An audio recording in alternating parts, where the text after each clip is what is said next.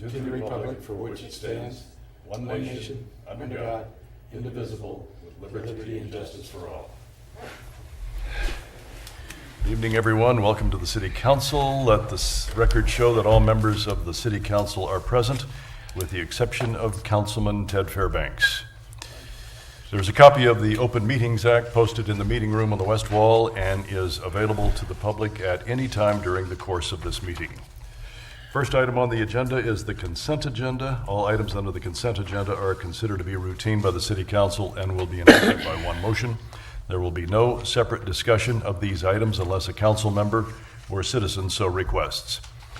First item is item A, approve agenda as submitted. Item B, receive and place on file all notices pertaining to this meeting. Item C, receive and place on file all materials having any bearing on this meeting. Item D, approval of minutes of regular meeting on July 5th, 2017. Item E, approval of Treasurer's report of claims. E1, approval of Beatrice Humane Society claim in the amount of $6,000. E2, approval of Gage Area Growth Engage claim in the amount of $35,201.81. Item E3, approval of balance of Treasurer's report of claims in the amount of $434,033.28. Item F, approval of Boswell report of claims in the amount of $703,987.48. Item G, approve write-off of ambulance bad debts. Item H, approval of change order number 1, an increase in the amount of $9,585 to K2 Construction, Inc. for the Hendricks Addition Sanitary Sewer Extension 2017, as recommended by the Board of Public Works. Item I, approval of change order number 1, a decrease in the amount of $408.52, and final pay request in the amount of $108,341.29 to R.L. Tiemann Construction for the 6th and Industrial Row intersection improvements.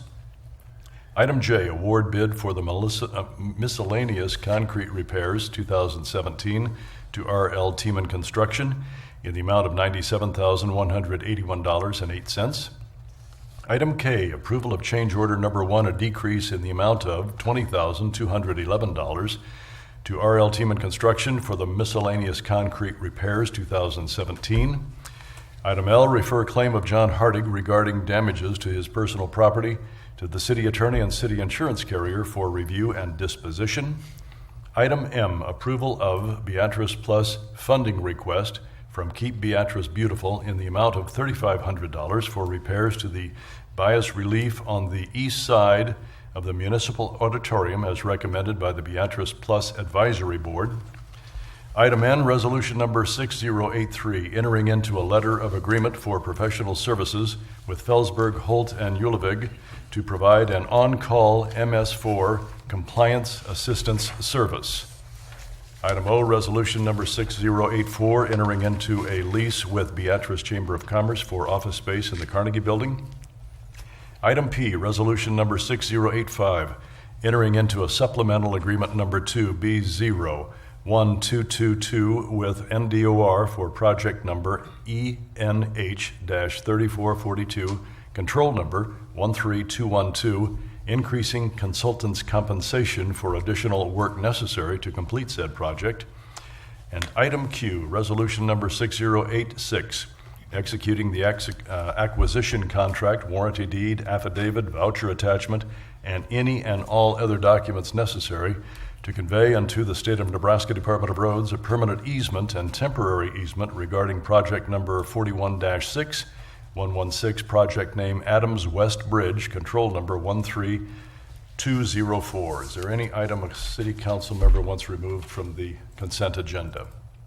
Bob? I'll abstain from E2. So noted. Stan, I abstain E1. And Phil from E1.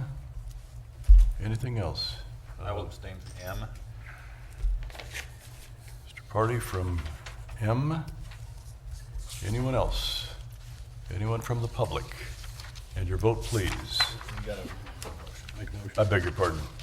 Mayor, I move that all the items listed in the consent agenda be approved, accepted, and or ratified as presented. Second. Moved by Catlin, seconded by Billsbach, that all items under the consent agenda be approved. Your vote, please. And that is approved 7-1. 7-0. What did I say, 7-1? 7-0, beg your pardon. We have no public hearings. Resolution number 6087, entering into a power purchase agreement with Cottonwood Wind Project LLC. Mayor, I move that resolution number 6087 be passed and adopted. Second. Moved by Catlin, seconded by Kerr, that resolution number 6087 be passed and adopted.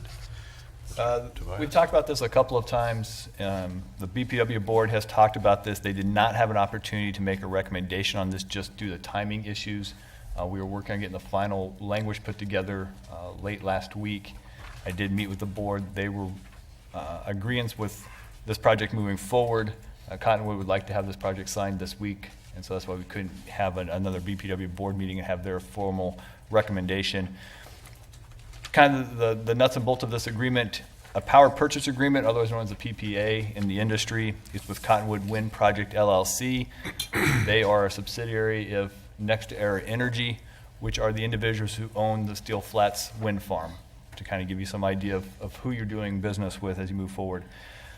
This project is for the city of Beatrice to acquire 16.1 megawatts of wind energy at a fixed price of $15.85 per megawatt hour.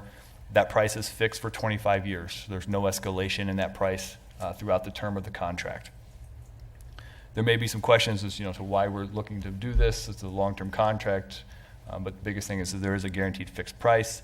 Other benefits are the diversification. We do have our contract with AEP from 2019 to 2030, but this would allow us some additional diversification as we look for other power suppliers to mix in with that energy that we're buying from AEP.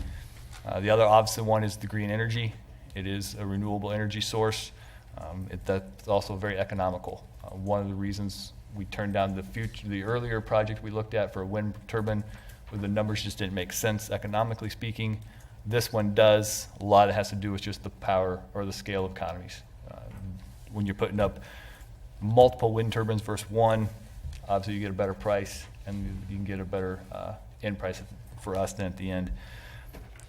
Total volume-wise, we'll then have green energy of about 40% of our peak load after this project is up and running and fully built out. We've also talked about capacity. The city needs to acquire capacity as we move forward. There is a capacity component to having these wind turbines, but they are wind turbines. They are not valued as greatly as a coal plant or a natural gas plant when it comes to capacity, but there is a capacity value as well that the city will be able to take advantage of as we move forward. Well, next question I've heard out there is, you have AEP, and now you have this. Why are the numbers different? They're different products. That's the biggest things you look forward. Wind energy, obviously, it works when the wind blows. If it's not blowing, there's no energy to be produced. So you need some other type of power supply to kind of back that up, if you will, as we move forward. So that's the reason for the different prices. Assuming we can buy capacity at $20 per megawatt, which I believe we can get it cheaper than that, we have been able to so far. With this one, that's going to put your total price at about $35.85 per megawatt hour. Our prices with MPBD are about $64. To just give you some idea of where you're at in the total market. Yes, sir. Questions? It's 16.1 megawatts a month? I don't know how you figure this. Okay, so they're I'm gonna, looking at about $3,100 a year is what this is going to cost us. No. You missed a Okay. couple decimal points in there. So the way this works is they're building out a large wind farm. I don't know exactly how large it is. 90 megawatts, there you go. And so we're buying a portion of that. 16.1 megawatts is what we're building. When you start looking at that, then it's based on how many hours they actually produce, and so you get megawatt hours, and you go through all the calculation. So every time the wind is blowing and the turbines are turning, if you will, of those 90 megawatts, if you figure that's, say it's, for easy math, say it's 30 wind turbines, you're buying 10 of those. Everything that those 10 produce, you're going to buy. And that's how you start generating megawatt hours and that kind of stuff. So bottom line, what's it going to cost us a year to do this? Just It's gonna vary, correct? It's going to vary from year to year based upon, well, the price we're paying Cottonwood does not vary. That's a fixed number. What will vary is what we do with the energy. There are some times that we will sell the energy back into the market and Beatrice will not use it. There are other times where we will use the energy. As we're leaving MPD, we have a contract with MPD as to how much energy we can take from outside suppliers. That being said, the initial plan is to sell this energy back into the market. Depending on what the energy price is as you move forward will vary as to how much you make or lose on a day-to-day, 5-minute by 5-minute increment throughout the course of that month. Our projections are that if things continue to go well, we'll end up on the positive side for a year in and year out. As you move away from MPD and you start to be able to bring in other energy suppliers, you may very well wheel this power back to Beatrice and use it as part of our energy here. So let me ask you a question. This is just not based on what our needs are. This is a contract that we will actually purchase this amount of power on an annual basis. Correct. Okay? And I can't remember what my second question was, but it'll come back to me. So yes, our agreement is that for every megawatt hour that group that we're purchasing generates, we're going to buy at $15.85. That's what we're going to purchase. The other question I had, it just came to me, who is then going to sell it if we don't need it? Who's going to sell it back into the marketplace? We have to hire a market participant, somebody who will manage that energy for us. Like JK Energy? We've talked someone? to either AEP or Cottonwood themselves as being that market participant for us. We're still negotiating that portion of it. AEP will be our market participant once we join them in 2019. But there's some debate as to whether we have them do it in 2018 or have Cottonwood do it for a year. That portion we're still trying to negotiate out. But it will not be anybody on city staff that does that. Okay, worst case scenario, if we use all of the power, what's that gonna cost us a year? I still don't, I'm not getting any figures put on this thing. Just round it out for nobody, you know.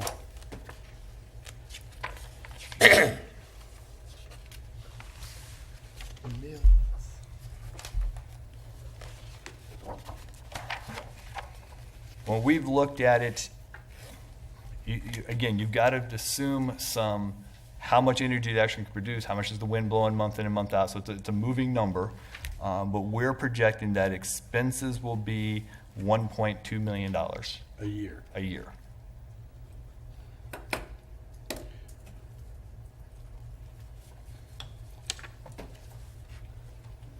How easy is it for us to sell that excess if we don't need it? Is that just, Yes, there's a very established market out there.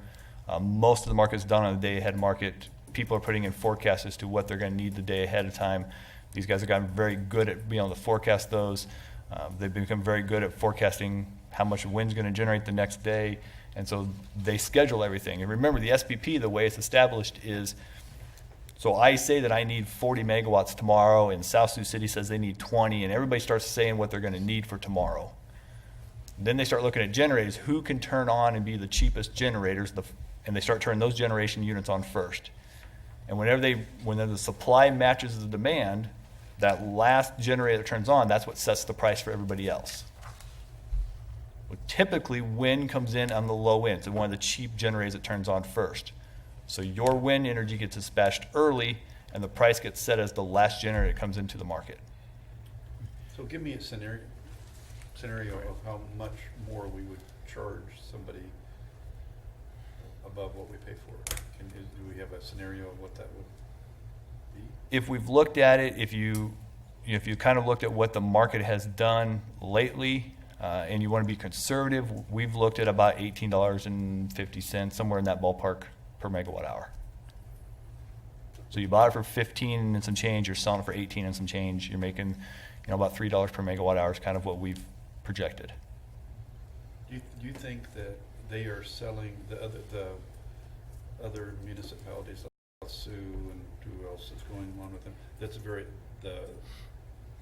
what they're buying it is very similar to what we are buying it? Yes, I'm confident that we all got very similar contracts. Very similar. Bob? And so the life of this contract of 25 years, Correct. once we start using this energy, there's a pretty good chance that's going to save our end user, our customers, money. Correct. I mean, that's ultimately, when I turn my lights on, it's going to be at a little bit more of a fixed cost for me at my home based on this. Correct. Okay. City of Beatrice will be able to acquire energy supply at a lower price than we are today. Okay.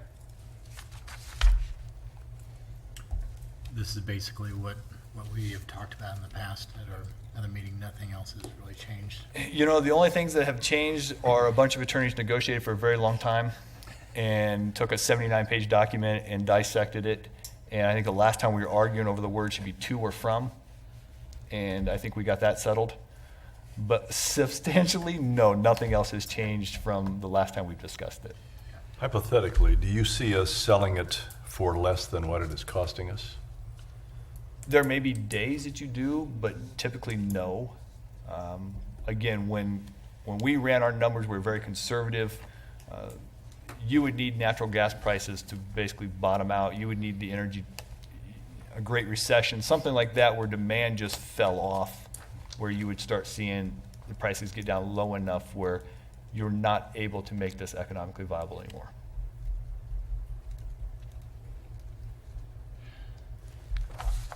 Any other questions? Anyone from the public? Mr. Catlin, you're up. We've got a motion on the floor, you're on. Yeah, we do. Yeah. Your vote, please.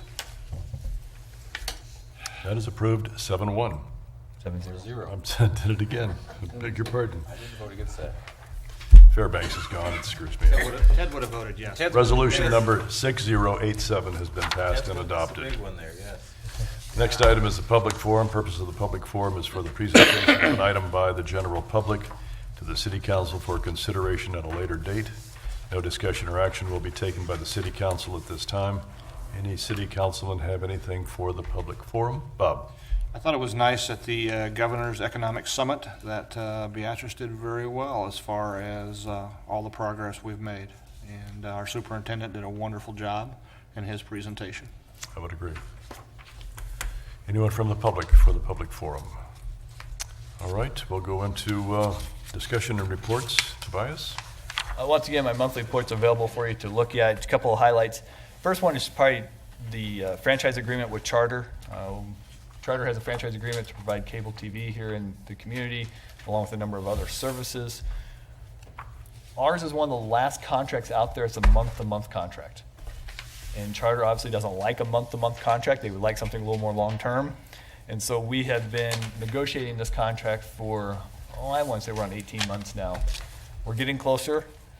So you probably will see a new franchise agreement come with those guys here soon.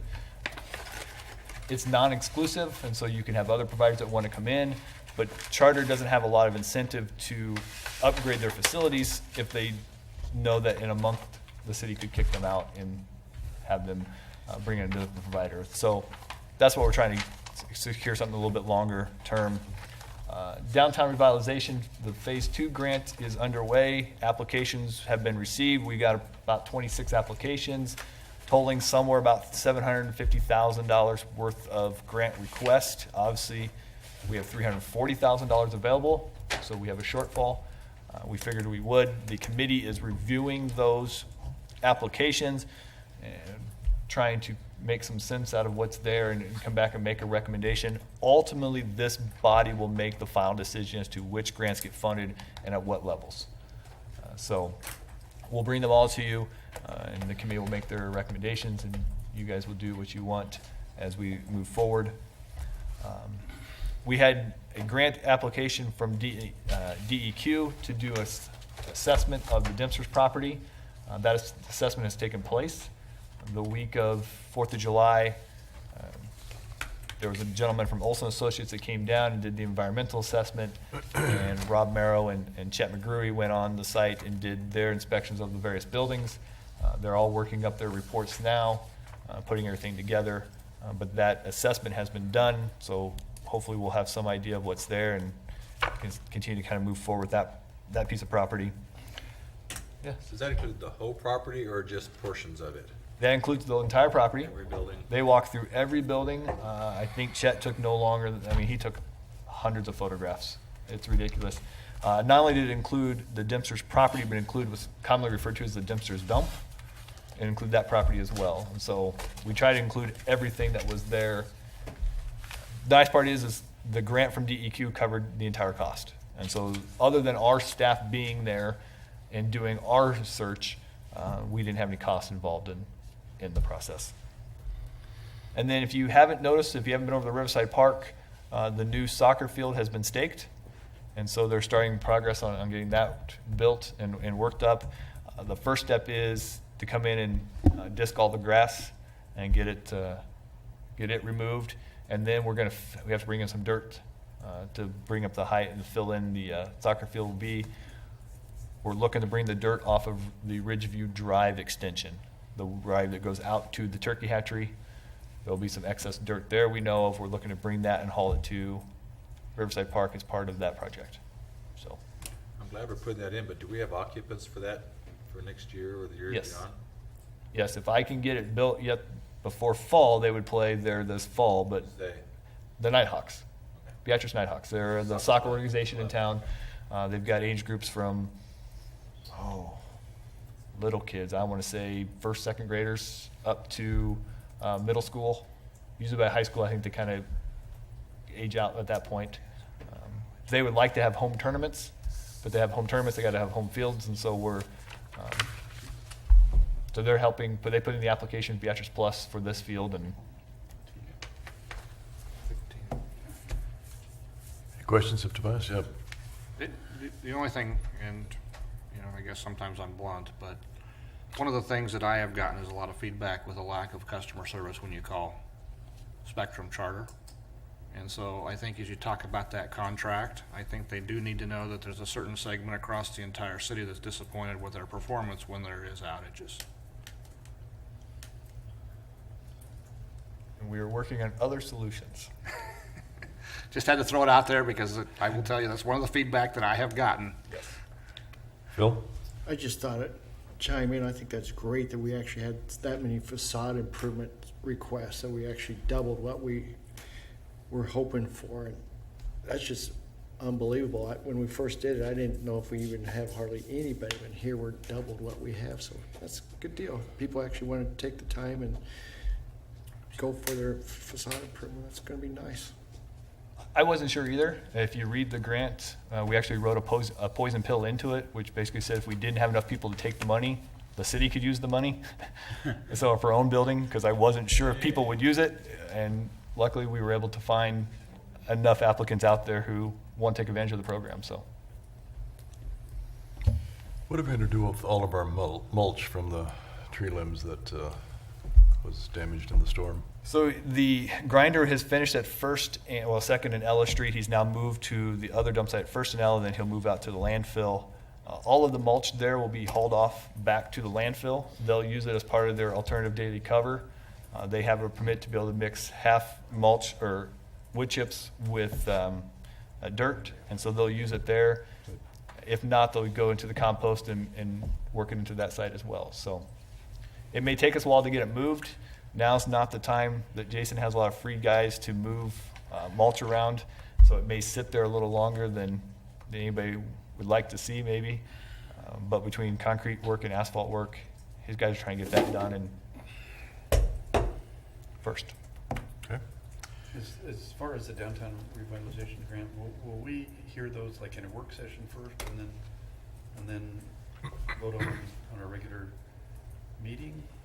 Or- You're going to have some time to digest them, yes. I mean, it's not one of those that we can bring you all 26 applications and say, here's our recommendation, and you guys vote it out once. We're going to have to find a mechanism, whether that's a regular council meeting with a work session, a special meeting, something to give you an opportunity to start digesting them and seeing what's there, so that you have some idea before you try to say, yes, I want to fund that one completely or that one 50% or whatever else. you know, if we don't have a lot happening in that work session, it might be good to start reviewing some of those during that, maybe. That's a lot to digest. A lot of photos and contracts. Okay. Any other comments or questions? All right, our next regular meeting will be on Monday, August 7th, and then we'll have a work session a week from tonight, July 24th. And I'd entertain a motion to adjourn. Mayor, I would move that the meeting be adjourned at 7:25 PM. Moved by Catlin, seconded by Billsbach, that we adjourn at 7:25 PM. Your vote, please. That is approved 7-0.